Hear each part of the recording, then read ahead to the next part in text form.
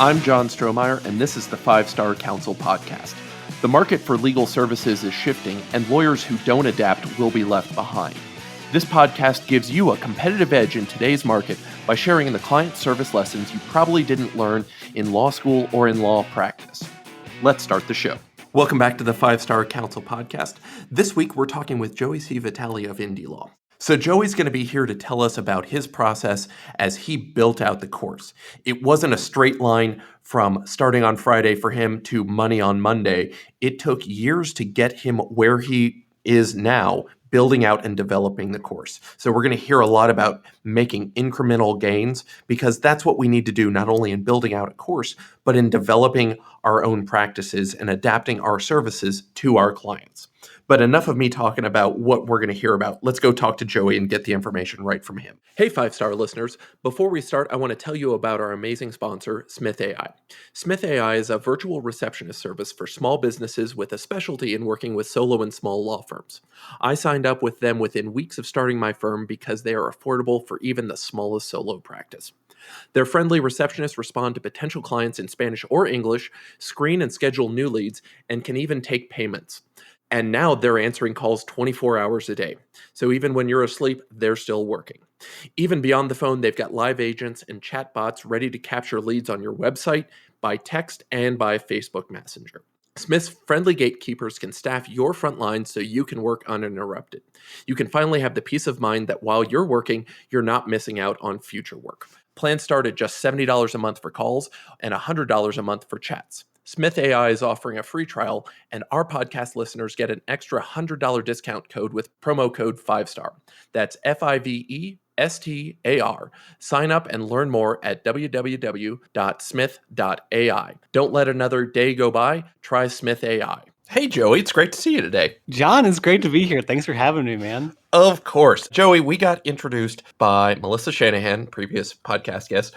And what I originally wanted you on for, and I guess what you're still here for, but the reasoning has morphed and been clarified based on some of our conversations. You have a course on trademarks and how to set up trademarks. And it's not just how to set up a course, and we're going to talk about how to set up a course and things like that, but it's what you just put in context for us of how we can help people who otherwise wouldn't have been able to necessarily afford us full time or full freight. As a lawyer, we can help people further down the legal market in achieving results that they can get by themselves. And so it's something that Jack Newton from Clio has called the latent legal market. How do we access and serve that market? And you have one of those options in courses for non-lawyers. So what do we need to know about courses, Joey? Oh, man. So I love that you just go right into the heart of things. So, man, the online course world, I absolutely love it. And I love it for a reason that probably sounds backwards,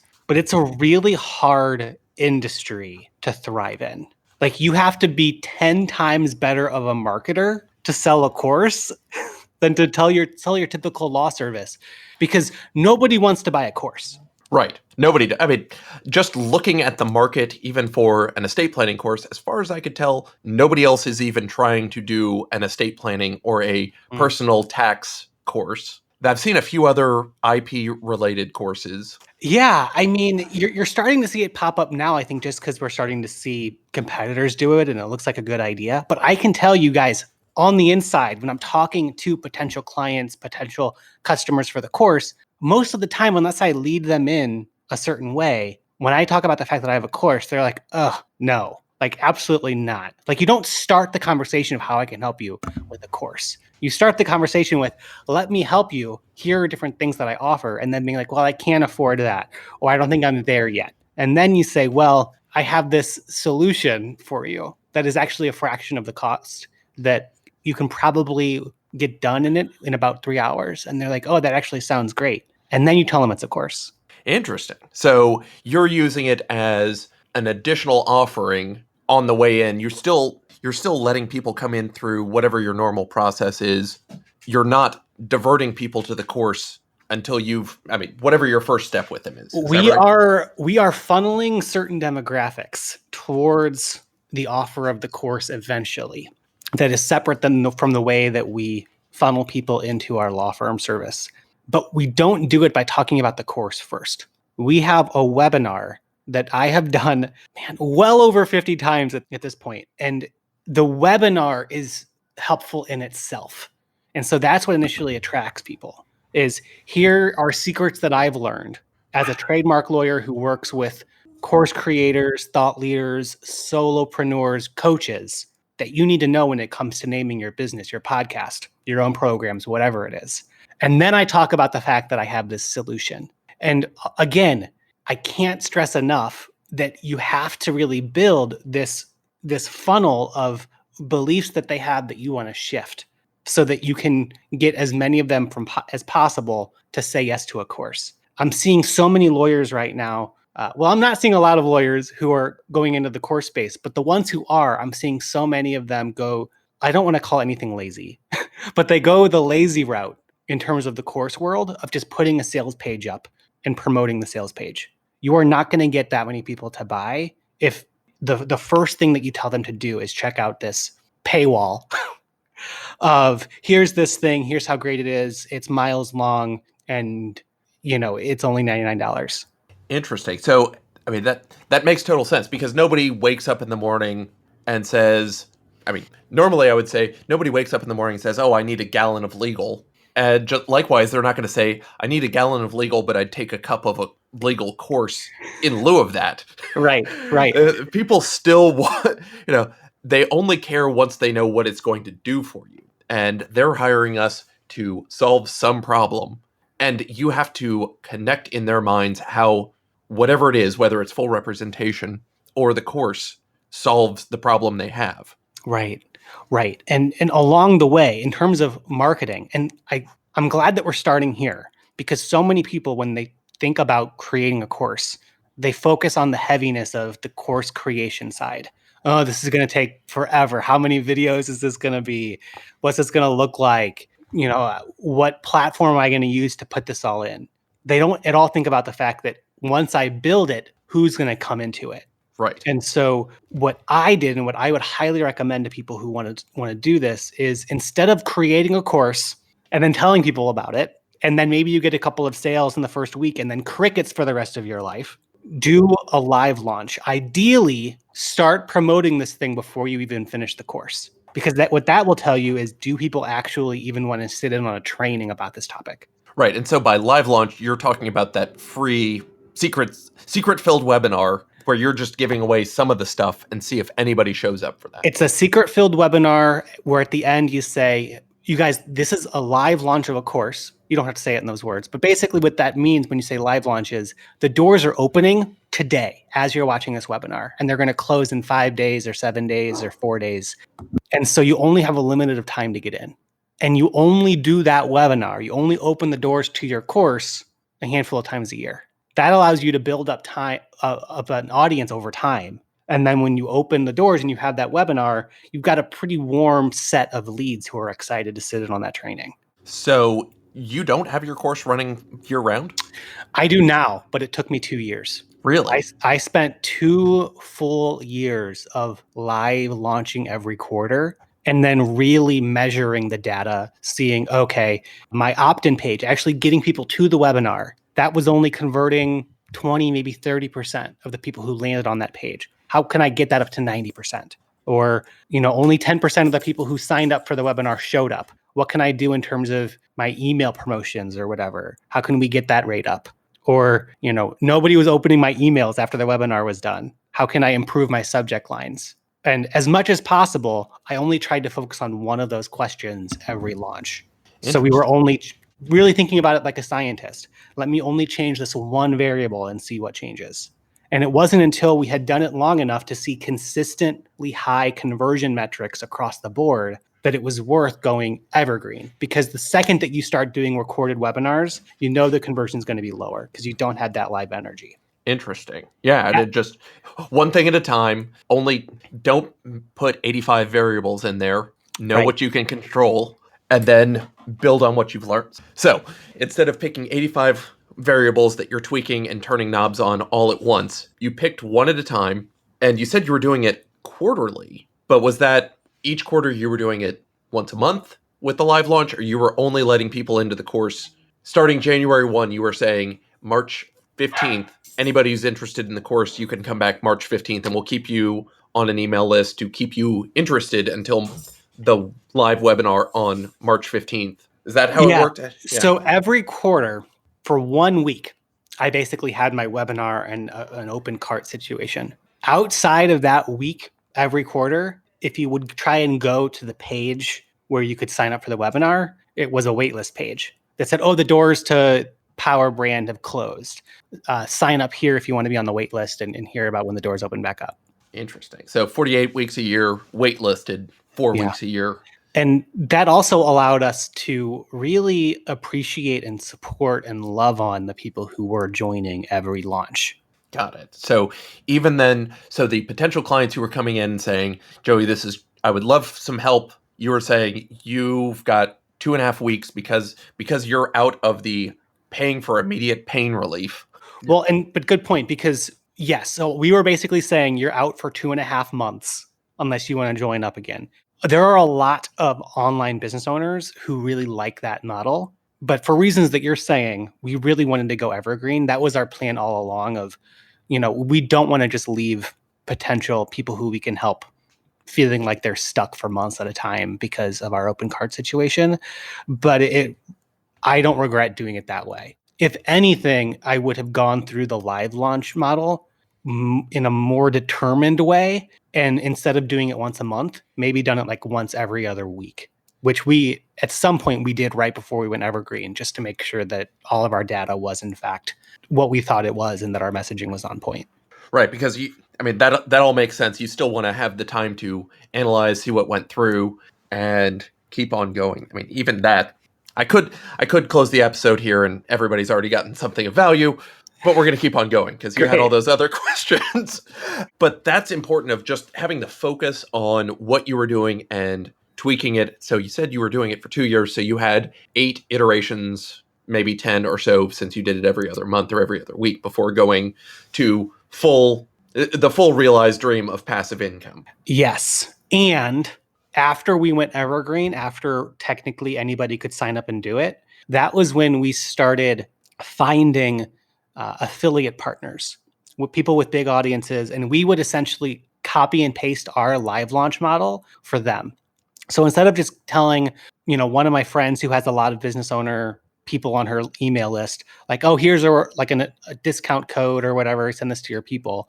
And she could just promote that whenever she wanted to. Instead, we created an entire campaign for our partners that were interested. So they had weeks worth of emails and social media copy that they could send to their list, to their social media followers. We would do a live webinar in front of their audience. And so we're still doing these live launches now, but it's on top of an evergreen machine. Okay, so you're just going in, the front end is live and customized to fill in your affiliate name, but then you're still putting them through the evergreen content after that. Right. So initially we were doing like live organic launches. Now we're doing live launches where, because my team and I have the swipe copy, we make it really easy for our partners to just copy and paste all that stuff. But all that I have to do now is show up for a webinar that has hundreds of people in the webinar room. Right. You have customized audiences prepared for you instead of your separate but evergreen Instagram, Facebook, whatever audiences that just you put $1 into those machines, you're getting back 2 or 3 in terms of signups based on data you already know. Right. Okay. So that's the front end of this. You had some of the lilting questions of, what does this look like? Well, Joey, what does it look like? Well, let me speak to that. Let me speak to that from a customer service perspective. Sure. I feel like whenever people talk about customer service, they either go in the direction of surprise and delight, under promise, over deliver, wow their pants off, or if you make it easy for them, they will love you. And we leaned hard into the second camp. There are some people in the space, and maybe at one point we'll get to this, of we want to basically turn into their favorite people ever right when they join and send them these amazing gift packages and whatever, and make it really feel like, we're their new favorite people in the world.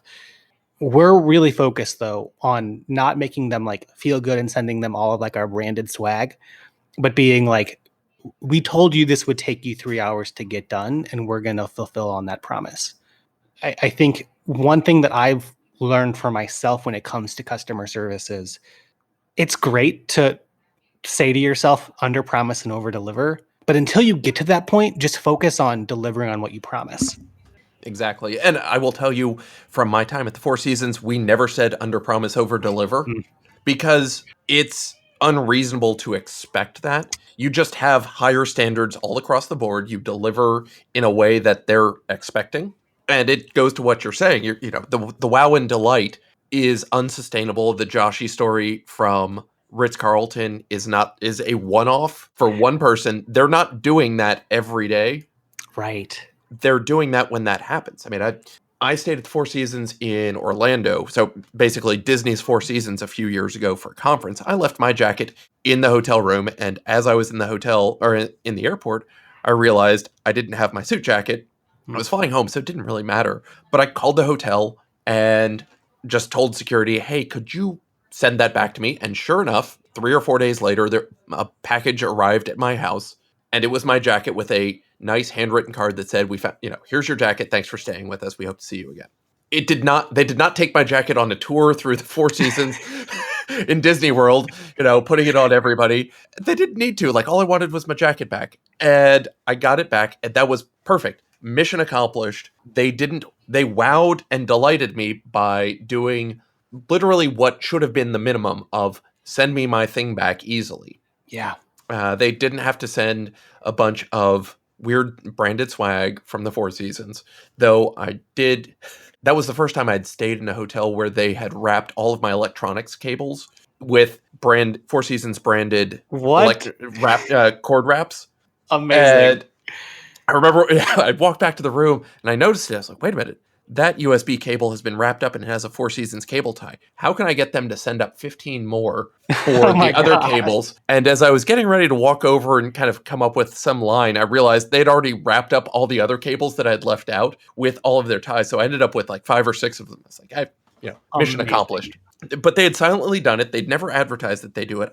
I don't know if that is unique to that Four Seasons in Orlando, because that insider secret on the Four Seasons, they're just a management company.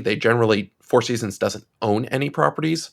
They just license, you hire them to manage your property for somewhere between 50 and 100 years. And you're agreeing to all sorts of different things of how you're going to pay people, how much you will spend, agreed upon service and promotional items, whatever. Like, you have to buy all your mattresses from Sealy, and you have to buy one particular type of mattress because it's the Four Seasons brand mattress. And cord protectors, they probably have some. But that's the thing. I don't know. That may have been unique to Orlando, the Orlando property, and it may not have been. It may be a new standard hotel wide of, if you see a cable, wrap it up. Well, and I don't want to say that like that stuff is bad, and I'm sure you can speak to this more, John, but something that my team and I are learning, getting trained on, and we hope to be implementing soon is these 2 distinctive roles of customer support and customer success. And one person on the team really being there in a supportive way, making sure that we're following through on our promises, our systems, taking care of people when they are having questions like that, but then also having a customer success rep on the company who is, in a lot of ways, thinking about our current customers from a growth perspective, looking for success stories that we can highlight, seeing how we can identify and help them recognize wins. So in the trademark world, when you apply for and get a trademark registration, you get a literal certificate from the trademark office.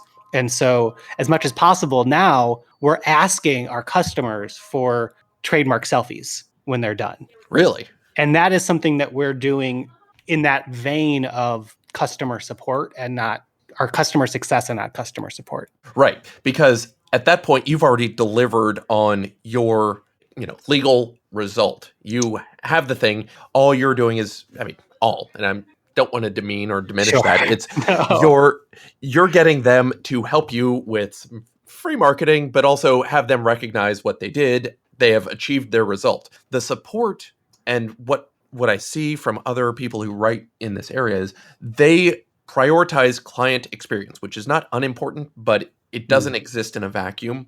It's the service of everything that the business is doing to make sure that you get that result. The physical or technical component of the product, that support role, it's not just correcting mistakes, but it's how can we help you get that done? And it's not experience or mistake correction. It's the service is what the business is doing, whether you as a client see it or not, in delivering to the client. And the experience is just that received experience, which everybody knows and loves about. But like you were talking about earlier, sending Starbucks gift cards or potted plants or anything else, like that's nice, but it's no different than artisanal water or the gallery art that you have hanging in your office. That's nice, but it's a thing that's an added cost that you as the business owner aren't paying for, the client's paying for, and you're just redirecting their investment elsewhere. Yeah, that's a good way of saying it, for sure. Yeah. And then circling back to the question you asked of like, what does it look like to make the thing? Right. Yeah, keep me on track, Joey. Well, it's interesting. As I've gotten more into the course world, I keep having this quote in my head from a movie. I want to say it's not like a classic movie. I think it's like Role Models. But there's a line where someone says, "Those who can't do teach, and those who can't teach Jim."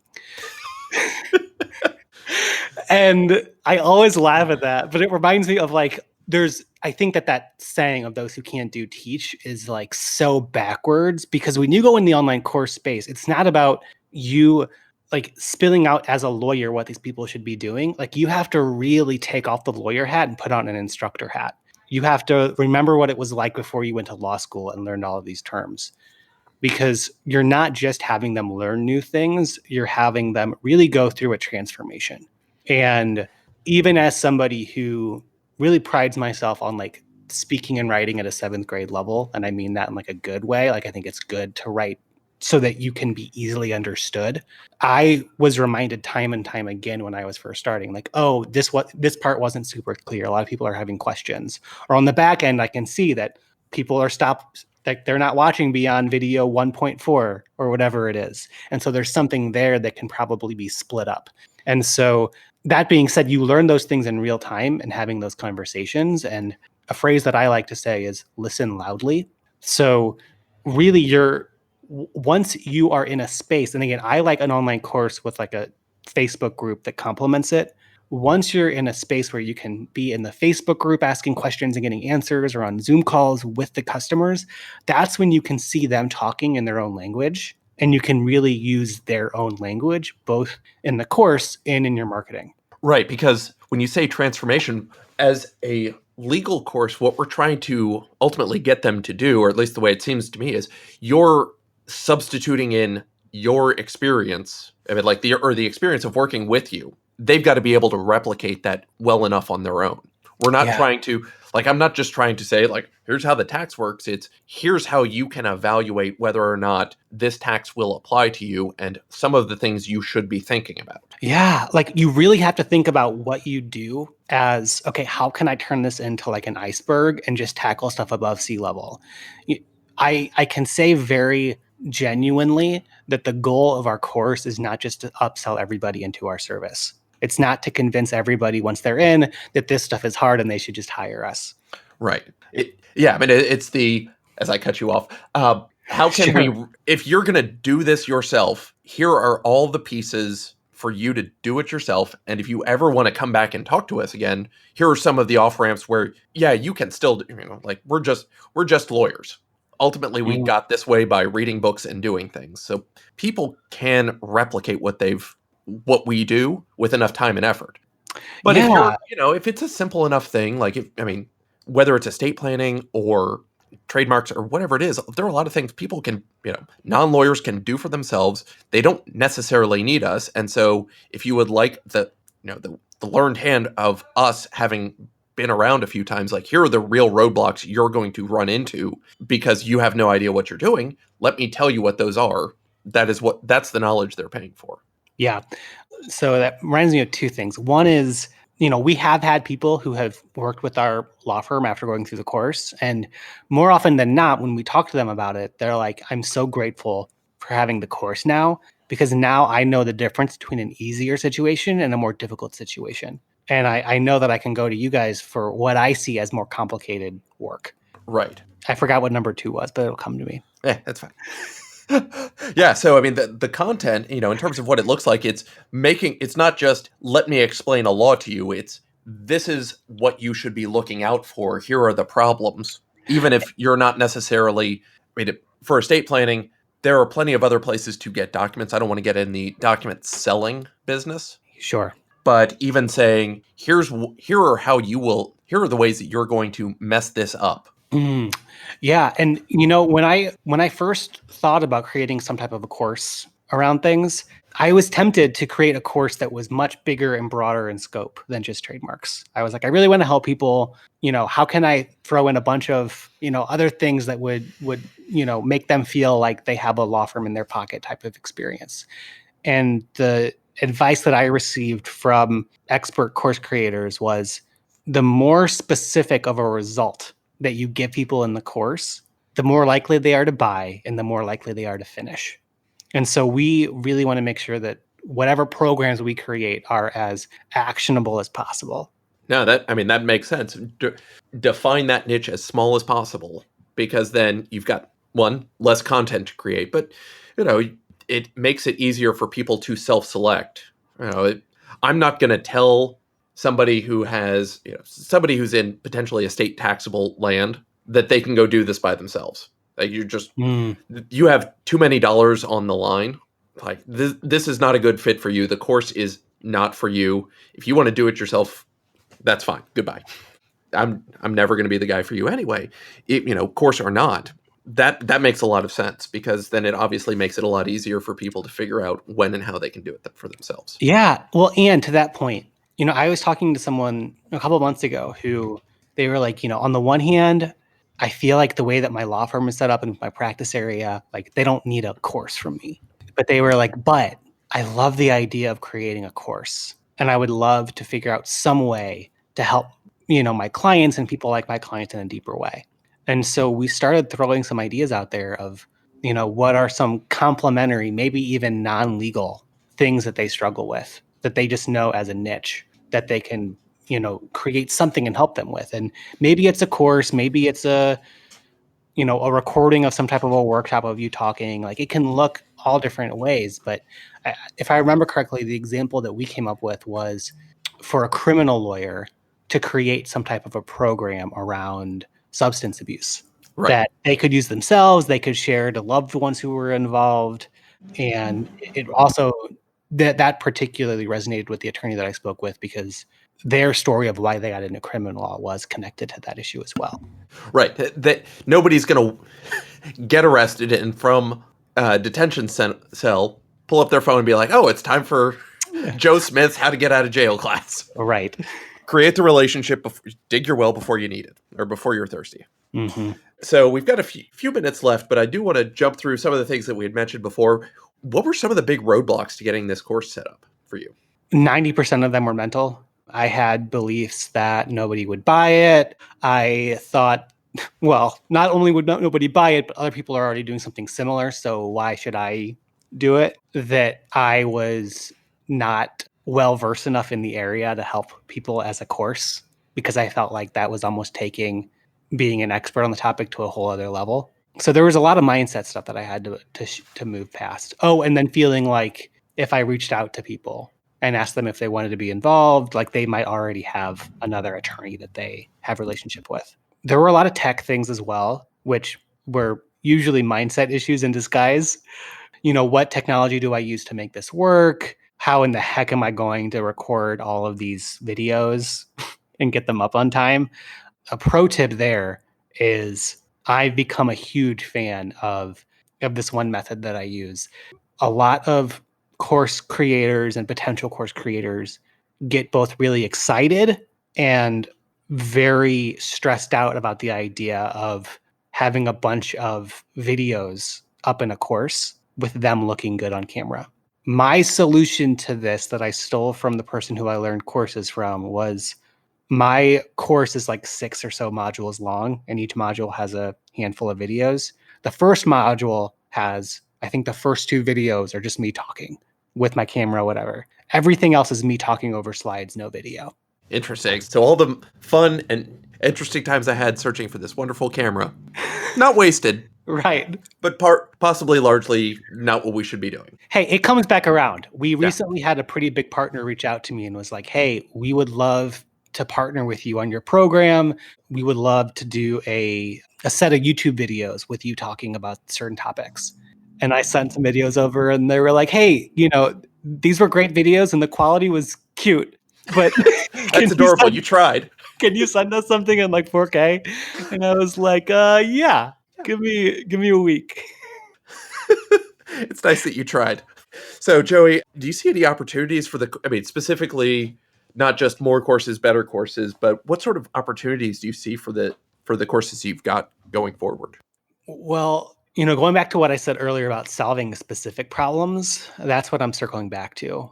One of the smartest pieces of advice that I've gotten, I've had to learn it the hard way, is as exciting as it can be to find a new idea for a course. John, you'll appreciate this Melissa-ism. Don't give into that indulgence of creating another course just because it feels good and like a good idea, and it allows you to kind of go into creative mode again.